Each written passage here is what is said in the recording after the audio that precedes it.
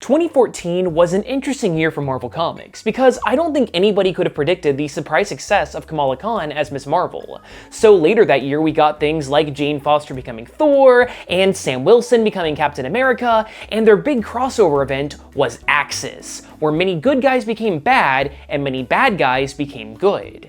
Interestingly though, while Axis was kind of hit or miss, we got the really cool thing of evil Tony Stark, the superior Iron Man. But good or evil, it doesn't change the fact that Tony Stark is a tech genius, so there's no reason that he wouldn't be using a virtual private network, kind of like the one provided by our sponsor for today's video, ExpressVPN. I personally use a VPN whenever I'm online because I write a lot of my video scripts at coffee shops and libraries, and being on public Wi-Fi is just plain scary. ExpressVPN encrypts your data and hides your IP to make your browsing and downloading a lot more secure. Plus, there's also the added benefit of changing my device's location for easy access to region-locked content. Plus, with it activating with just one click, it's super easy, and because of their fast servers, it doesn't have an impact on my internet experience. By checking out the link in the description below, expressvpn.com/comicdrake, you'll be getting yourself 3 months of protection for free while also helping out the channel. So thank you once again to ExpressVPN for helping out, and now, back to the video. So during the Axis event, a clone of the Red Skull managed to get his hands on the brain of the recently deceased Professor X. He then harnessed the power within to turn himself into an insanely powerful being called Red Onslaught.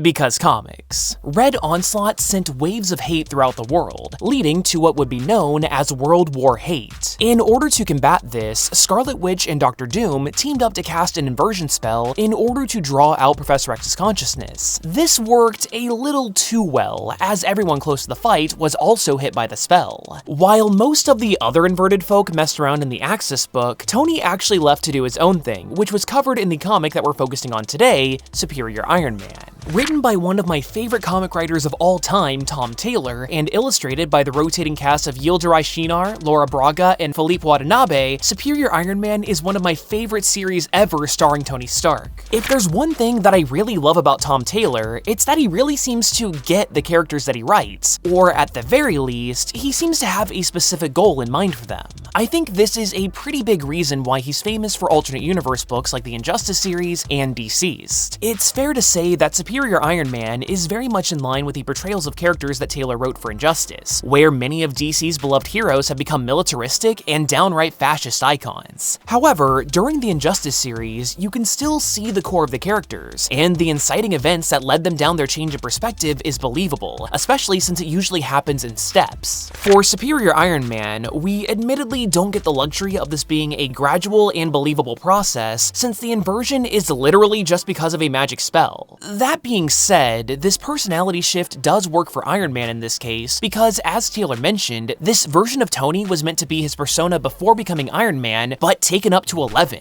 We all know what Tony Stark was like before he devoted his life to becoming a superhero, so just taking that but making him more vain, more greedy, less concerned with people's well-beings, and generally just being a bigger asshole than ever before is an easier pill to swallow rather than something like Superman taking over the world. It's also worth noting that this Tony isn't necessarily evil in the stereotypical sense. I mean, he's not robbing banks or kicking puppies. He still wants to be a hero, at least for the public love and attention that he gets from it, but he's very much in it for himself now. Although you could say that this Iron Man is superior in every way, this version of Stark pushes everyone away from him, and even the new connection that he makes with a kid going by the codename Teen Abomination is pretty exploitative. Following this inversion, Tony's persona becomes a lot more Silicon Valley than New York, which makes a lot of sense why he immediately moved to San Francisco. While there, he freaking bought Alcatraz and built a new and sleek tower on the island. At the same time, he launched Extremis 3.0, a phone app that's actually a technovirus that can transform you into the physical idealized version of yourself. Oh, and he also installed it on every smartphone in San Francisco without consent. Tony soaked up the limelight and publicity that Extremis brought him, and spent most of his time partying non-stop. And because of the app, everyone around him was able to turn themselves into freaking supermodels. Stark even went right on back to his major vice, alcohol, with open arms. On top of all of this, Tony built and flaunted a brand new suit, the Indosim armor. armor. This thing is made out of liquid metal and has a symbiotic relationship with Stark, but although it is similar and is based on symbiotes like Venom, it's worth noting that this armor is different and stands on its own. I love the look of this armor, and it perfectly embodies the sleek and sinister Silicon Valley vibe that the book is going for. I especially love how it glows blue during normal use, but changes to a menacing red during combat. Oh, and because Tony wants to make sure that people can see his face for most of the time, the opening in his helmet is actually covered with a strong but transparent layer of protective graphene.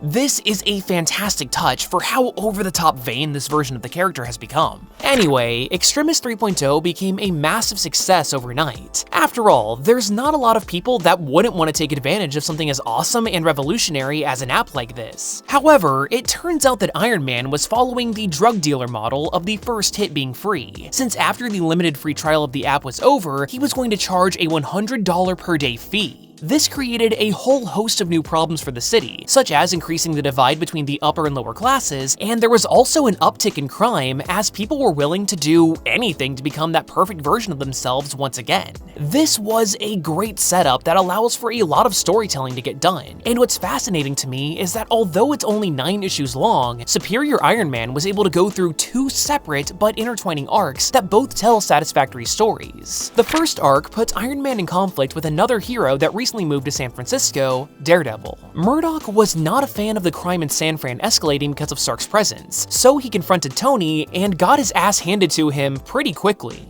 After that, Stark announced that anyone that came within a 50-foot radius of him would get 24 hours of Extremis for free, which effectively created a constant human shield around him. This, however, did not stop Daredevil from further coming after Stark, but this time, Tony actually hoped to bring him over to his side by using Extremis to cure Matt's blindness. Now, this is not the first time that Daredevil has regained his ability to see, and besides that, Murdock has an insanely strong conviction and couldn't be bought off so easily. They, of course, fought again, and his newly recovered sight faded within the hour. In a touching moment, though, Matt used these last few seconds to make it over to his best friend Foggy Nelson and use the last of his sight to see his friend's face while it was still a possibility. While Daredevil was out of his hair for a bit, Tony started going even further with his megalomania, creating and installing his own private security force of drones in San Francisco, constantly recording what everyone was doing both on and offline, aiming to put an end to all crime. Stark also designed a weapon of mass destruction to sell to the United States, Russia, and China, thinking that if all of these superpowers had equal access to the perfect weapon, then global conflict would have to end as a result. Now, one thing that I'm sure you've probably been wondering is how an app like Extremis can transmit a technovirus to people. Well, it actually can't, because you see, it turns out that Tony had already infected San Francisco with Extremis without their consent before going public with the app, and it simply acts as a trigger to activate the dormant virus that was already inside of people. Thanks to his enhanced senses, Daredevil was actually able to pick up and hear the activation sound, which led him to this discovery. When Daredevil threatened to reveal this information to the public, Tony grabbed him, gave Daredevil brain damage to erase his memory, and essentially has him on lockdown in a hospital. All the while, he's pretending to be the old version of himself and is gaslighting the dude while he's in recovery. Now that Daredevil was off the board, this brings us to the second arc of the book. Stark's longtime friend Pepper Potts knew from pretty early on that something was off about Tony, and to try and bring him back to his senses, she started working with an AI backup of Tony's old memories that was piloting one of his old Iron Man suits, because comics. Although she tried stepping in as soon as it was obvious that there was something wrong, she directly started intervening with Stark's plans when she used her company to purchase a publishing empire that Tony was also trying to acquire for himself in hopes of controlling the masses through the media. Enter the artificial Tony. The plan was to enter Stark's mind in order to undo whatever happened to him, and if he couldn't, then Stark's consciousness was going to be fully replaced by his digital backup. Although AI Tony was able to trap Stark and enter his brain, the flesh and blood Tony was simply too smart for this literal machine, and he used this connection to enter AI Tony's system and shut him down from the inside. In a brilliant move of deception, Tony decided to pretend like this fix actually worked. But since AI Tony is, well, you know, a sentient computer program, he just uploaded himself into yet another Iron Man suit. This culminated in a final showdown between the two Tonys, and the evil Stark used Extremis to take control of a crowd of people kind of like drones, and it's implied that this is the weapon that he sold to the global superpowers. The artificial Tony did the classic Iron Man move of assembling a team of suits to help out and get people to safety, but the numbers simply weren't enough to stop Stark's insanely powerful Endosim armor, especially when it went into Hulkbuster mode. Even when Pepper Potts joined in her rescue armor, their combined might still wasn't enough to defeat Stark. The book ends on a super downer note of the evil Tony winning, and really that's kind of all we got because now we have to go back to the Axis event. Now, because of yet another inversion spell, almost all of the characters were brought back to normal, but Tony ensured that he would remain as he was by creating a shield that would protect anyone inside of it from the spell. Regardless, evil Tony wouldn't stick around for too much longer thanks to the Secret Wars event happening and changing Stark back with zero explanation. This was super disappointing because one moment we get to see evil Iron Man and Captain America duking it out, and then after an 8-month time skip, he's back to normal with no explanation. The writer of Invincible Iron Man, Brian Michael Bendis, said that the changes would be addressed in his book, but in typical Bendis fashion, they weren't. This is a super underwhelming conclusion to a part of Iron Man history that I really enjoyed. But despite that, Superior Iron Man is definitely still worth a read. Also, while I did cover most of the series, there are some details that I did have to leave out, such as the entire subplot revolving around Teen Abomination, who is a fascinating character. Although he started out as a joke, Teen Abomination became the emotional core of the Superior Iron Man book, and is a tragic figure that I wish I was able to fit into the structure of this video. However, this omission does let me end this deep dive on a pretty important note. As good as videos like these can be, and please keep watching them because rent is expensive and I need you to watch more, there's no true substitute for reading comics for yourself. I really do hope that this video encouraged you to do so, because I fundamentally believe that comics are one of the greatest storytelling mediums on the planet, and you're doing yourself a major disservice if you're not consuming them for yourself. On that note, that's everything I have to talk about for today, so if you like this video, then definitely consider watching more videos on my channel. I would really appreciate it. Maybe check out the playlist that I have on every single one of my Marvel videos, because, I don't know, maybe you'll like them as well. But anyway, I hope you learned at least a little something new, and hopefully, I'll see you next time.